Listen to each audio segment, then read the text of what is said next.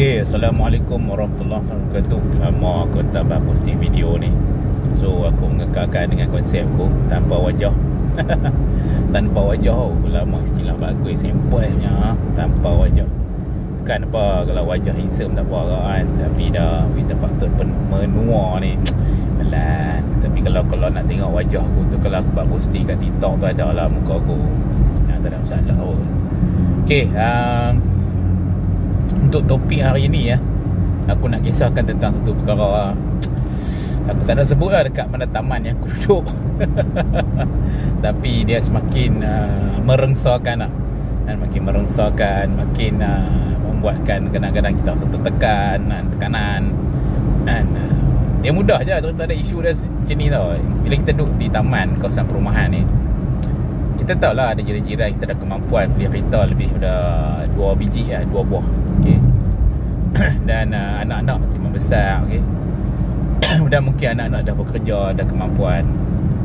Tapi satu benda aku nak cerita, dia sebenarnya dia menjadi satu kekalutan ataupun satu kesempitan.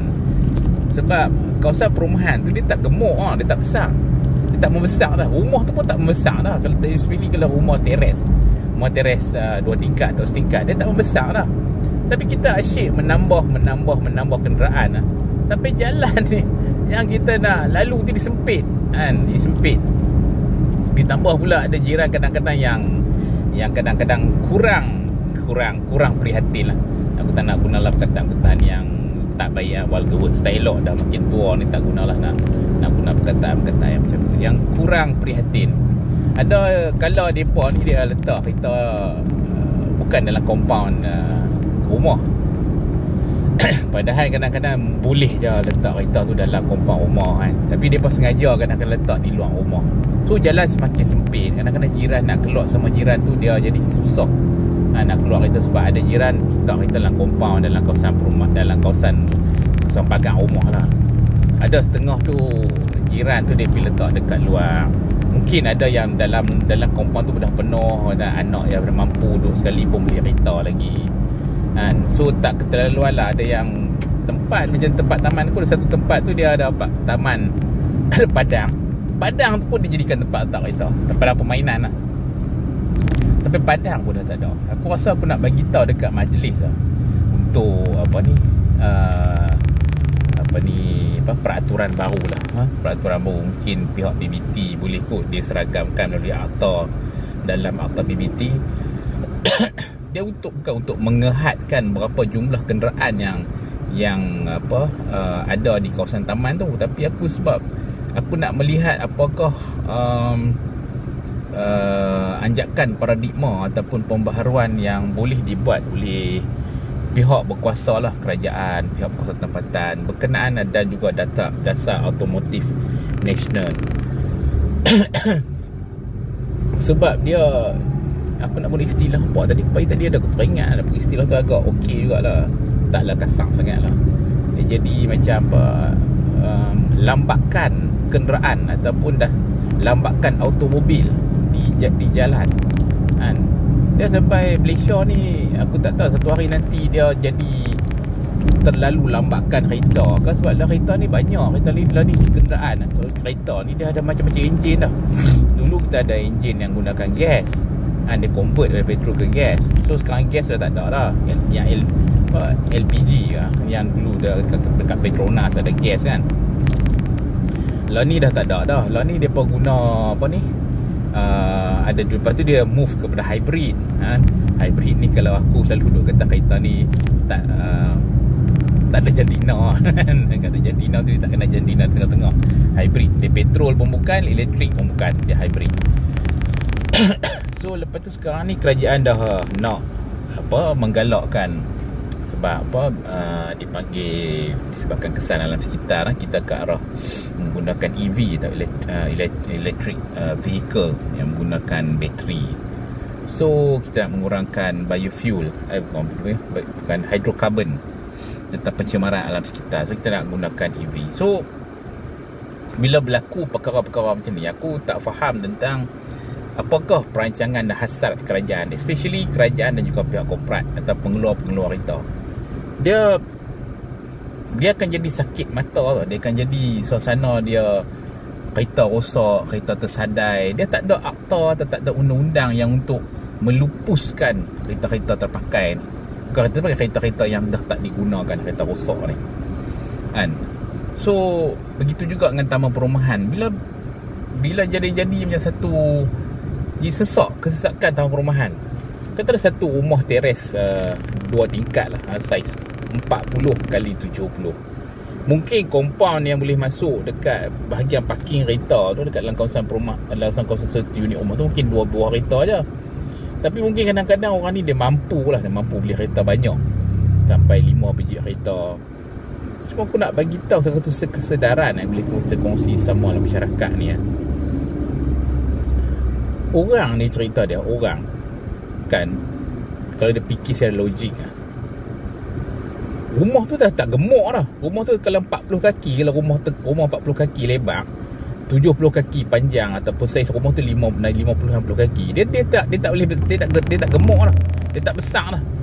Hang beli pi lah banyak kereta ke, hang banyak duit banyak mana pun, dia tak lebar dah.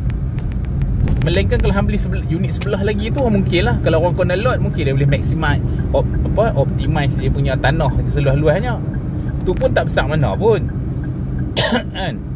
Tak boleh bubuh sampai 8 biji kereta pun. Melainkan dia pergi beli tanah, dia buat rumah tanah lot. Belilah luas mana, sak padang bola ke. Kalau hang mampu, hang belilah sak padang bola.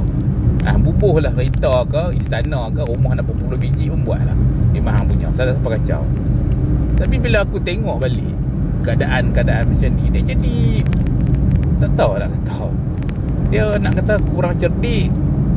Biasanya orang yang beli kereta ni kebanyakan dia sekolah tinggi kan. Kebanyakannya mesti diploma ke atas lah kemampuan, sebab gaji banyak. Satu lagi, kereta pun bukanlah kereta yang biasa-biasa, ada yang branded lah. Nak bukan kereta luar biasa, branded lah. Kereta ni 4 tayar je, tak ada aku jumpa kereta 6 tayar atau 8 tayar kan. So yang tu yang aku lihat lah.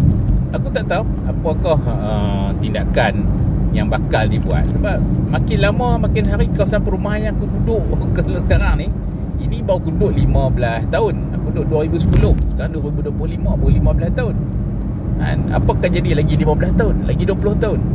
So aku punya option secara peribadi, aku takkan duduk lah untuk jangka masa panjang kan, di kawasan yang semi dipanggil suburb, atau di kawasan yang pinggir bandar apa semua. Aku tak kuasa, aku buat option lah untuk menghabiskan sisa tua aku kat situ. So aku cadang memang nak beli kampung. So tanah yang ada warisan yang ada, aku nak buat lah rumah di kampung, di site di kampung, buat penternakan. Aku rasa itu lebih aman lah. Tapi untuk orang lain aku tak tahu, Allahu'alam lah. Tapi untuk anak-anak aku mencadangkan untuk berhijrah lah, pergi cari tempat lain lah. Mungkin sebab bagi aku yang penting dalam kehidupan kita ni happiness lah. Kita mencari happiness, kebahagiaan. Kawasan duduk, kawasan perumahan tu dia apa orang kata, bukan lagi boleh konsep baiti janati tu. Aku rasa tak perlulah. Tak mungkin. Dia akan memendekkan umur. Memendekkan umur kan. Itu pun aku tengok sebab kebanyakan yang tua-tua dah 50-an lah kan. Benda 50-an lah kat area yang duduk tu. Belum aku tengok apa pencen. Kebanyakan orang pencen, penuaan dia, yang tu lah cerita dia. Apa aktiviti pagi-pagi aku tak nampak. Yang tahu aktiviti jogging dekat taman, itulah orang pencen ni kan. Dia tak ada aktiviti lain. Kalau cikgu pencen ke, pensyarah pencen ke, dia tak ada kerja lain. Kerja dia makan duit pencen. Dia tak ada kerja lain. Melainkan kalau dia ada tanah ke apa, mungkin dia ada buat aktiviti kampung ke, kebun ke apa kan. Tapi kalau rumah teres, taman tu tak payahlah. Cerita dia buat tangkakan kera tu kan. Tanah kecil tu memang tak mampu lah kan. Aku tak nampak lah apa aktiviti lain dia buat kan. Tak tahu lah sama ada dia orang kerja ni profesional ke tak profesional ke. Dia profesional ni tak apa, tak ada masalah. Dia memang boleh kerja sampai mati kan, sebab dia ada kelayakan atau kemahiran. Tapi yang tak profesional ni, aku tak tahu lah apa yang mampu dia buat lah kan. Tu Allahu'alam lah. Tapi kesimpulan aku nak buat kat sini adalah dipanggil lambakan automobil di kawasan perumahan. Aku rasa dah di taman aku, di lorong aku pun dah cukup lah. Kiri kanan lah parking. Kira cuma tak bergaduh lagi. Tak bergaduh lah. Nak selisih kereta tak bergaduh lagi. Tak ada kemalangan pun tak ada lagi lah. Dan itu yang beritahu. The rest, kalau siapa yang mendengar tu lah, bagi aku patut fikir lah. Tahu kita tahu mampu beli kereta, tapi kena fikir kenderaan ni bukan satu pelaburan yang baik. Dia susut nilai. Dan aku pun memang kalau boleh nak mengurangkan kenderaan lah. Kira tak tambah dah beli kereta ni. Macam aku kata tadi lah, beli kereta banyak-banyak pun nak buat apa? Duduk kat taman tu kan, makin sempit kan. Bukan, kenderaan tu bukannya menghasilkan ekonomi untuk hang cuma gunakan dia sebagai pengangkutan untuk pergi kerja balik kerja. Dia bukan benda yang hang pergi sewa, benda yang mendatangkan hasil ekonomi hang. Tak ada. Tapi kalau aku fikir sebaliknya lah kan, aku akan gunakan tu untuk hasil ekonomi. Itu lah. Wallahualam.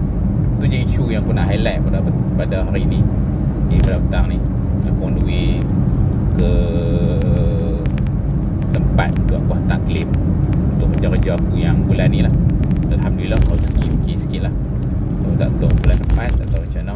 Hopefully semoga murah rezeki lah untuk kerja-kerja yang aku buat sekarang ni. Okay, itu saja perkongsian aku. So aku tidak menyebut secara spesifik taman mana, di mana lokasi. Cuma isu yang aku sebut sekarang ni. Baik, Assalamualaikum warahmatullahi wabarakatuh.